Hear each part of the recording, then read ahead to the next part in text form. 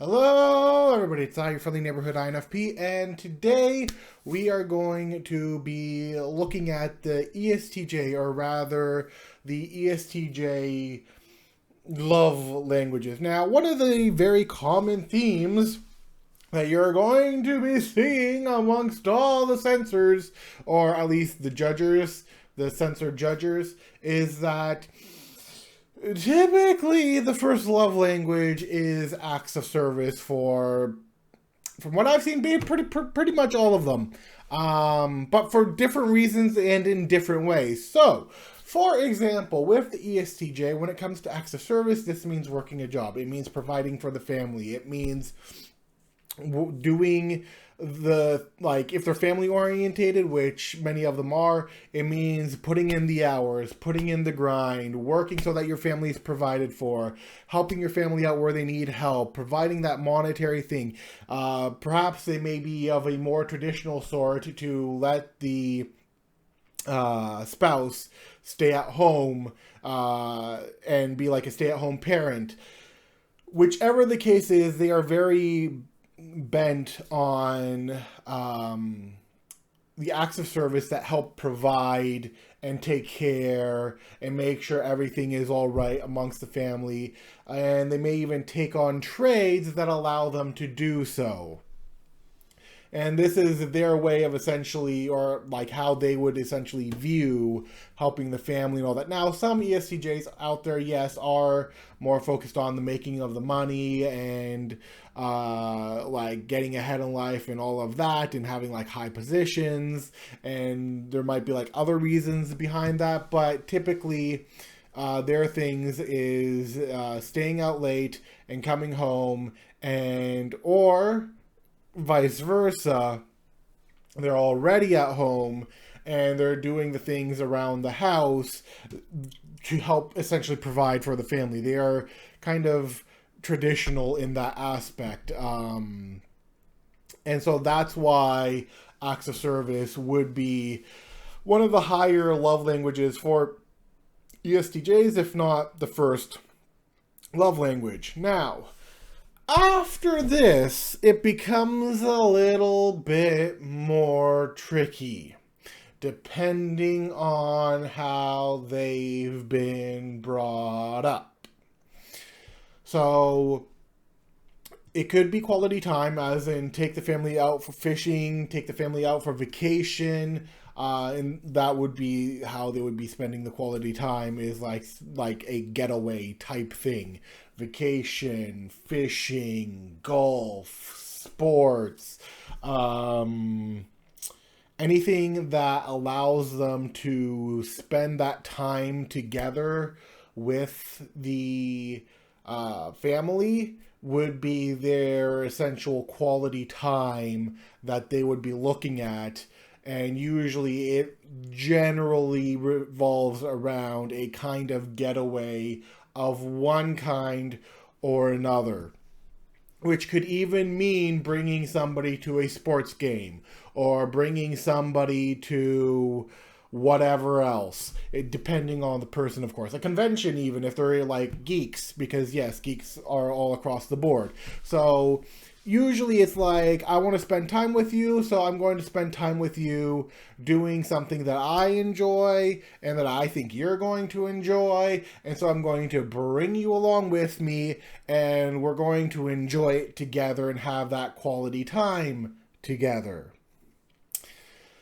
After that, I would say it would probably be, I'm going to put physical touch or gift giving. Oh, that is a hard one. I guess it depends on how they've been brought up, wouldn't it? So, in the whole physical touch thing, it would be more of how they're expected to be. But I don't see ESTJs being all that physical now, do I? So maybe that would be like down below. Maybe they're not all about that physical touch beyond handshakes and like polite. So maybe it's not physical touch. I could be wrong. I haven't dealt with a lot of ESTJs. Ironically, even though they're one of the most popular people out in the world that you could meet on the street or in a shopping mall or anywhere. So maybe it wouldn't be physical touch. I'm going to put gifts here.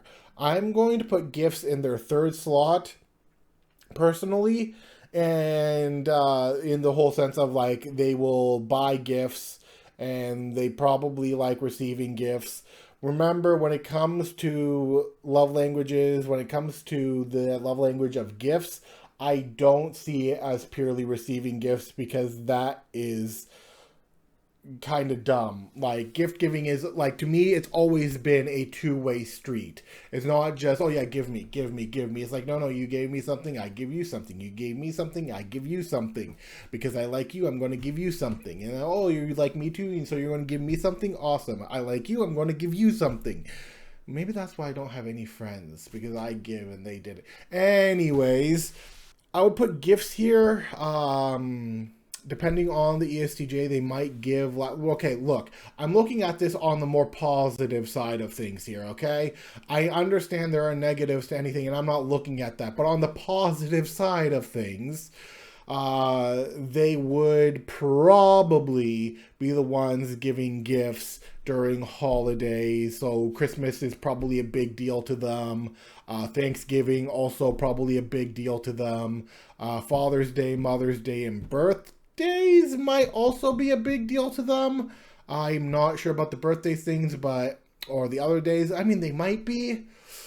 It's a toss-up. No, I think they could. Let's look at the bright side. I think let's for this video, let's assume that that's how it is for them, that they enjoy Father's Day, Mother's Day, birthdays, New Year's, and all of that. Now, so that's where, like, the times where they're, like, supposed to give gifts, that's probably when they would gift. I don't think they would, like, give random gifts, but, like, the times when they feel that it's okay to give gifts, or that they'll enjoy giving gifts, that's probably when they'll do it. And then, of course, the whole receiving gift process as well. Although then there's, like, the concept that happens in work that can be, like, an exchange of gifts during random times.